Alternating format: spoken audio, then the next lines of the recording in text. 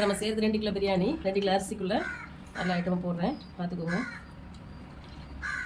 எண்ணெய் ஊற்றியாச்சு, நெய் கொஞ்சம்,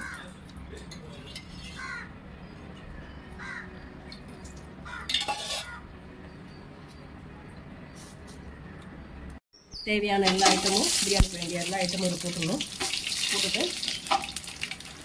வெங்காயம், பச்சை மிளகாய், 1 கிலோவுக்கு 1/4 கிலோ வெங்காயம் இந்த கணக்கில் 1/2 கிலோ வெங்காயம் வெட்டி போட்டுக்கோங்க. நான் கிரேவிக்கு சேர்த்து வெங்காயம் வெட்டிக்கலாம், நிறைய வெங்காயம் பார்க்காதீங்க, வெங்காயம் 1/2 கிலோ வெங்காயம் இருக்கும். ஓகேங்களா, இந்த அளவுக்கு வதங்கினா போதும்.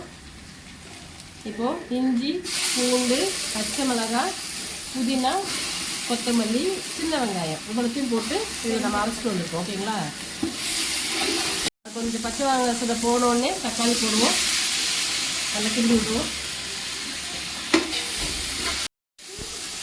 ஒரு 200 கிராம் தயிர் போட்டுருவோம்.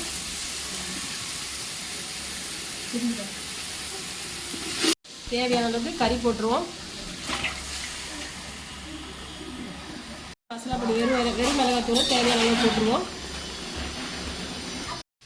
இந்த கை இப்படி மேலாட்டமாக பிடிச்சா 1 கிலோவுக்கு இப்படி கணக்கு.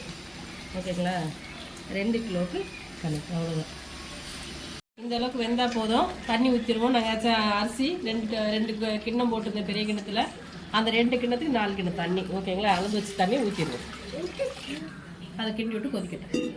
தண்ணி கொதிச்சுட்டு அரிசியை வடிகட்டி வச்சுருக்கோம், போட்டுருவோம். இந்த அளவுக்கு ஆன உடனே தண்ணி இவ்வளோ போதும். தம் போடுறது கரெக்டாக வரும். ரொம்ப கிண்டக்கூடாது. அரிசின்னு நேக்காக கிண்டிட்டு எல்லாத்தையும் ஒரு தள்ளி விடுங்க உள்ள. விட்டுட்டு மேலாட்டில் கொஞ்சம் கொத்தமல்லி, கொஞ்சம் புதினா போட்டு விட்ருவோம். போட்டுட்டு லெமனை லைட்டாக கேசரி பவுடர் மிக்ஸ் பண்ணிவிட்டு இதில் ஊற்றி விடுங்க. பக்காவாயிரும். ஒரு 2 லெமன் எடுத்து, சின்ன சின்ன லெமன், அதனால் 2 போட்டேன். அவ்வளோதான். வச்சு தம் போட்டு விட்ருவோம்.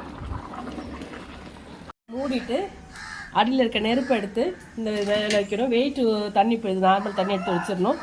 வச்சுட்டு இதை மாதிரி தம் போட்டுடணும். ஒரு கரெக்டாக 15 நிமிஷம் விட்டுட்டு இறக்குனா சூப்பராகிடும். ஓகேங்களா, இறக்குமா காட்டுறேன். இதை ஓப்பன் பண்ணியாச்சு. நல்லா சுட சூப்பராக உதிரியாக பிரியாணி ரெடி. அவ்வளோதான் இன்றைக்கி. வாங்க சாப்பிட்லாம். ஒரு நாள் இது மாதிரி செஞ்சு பார்த்துட்டு சொல்லுங்கள். பாய்.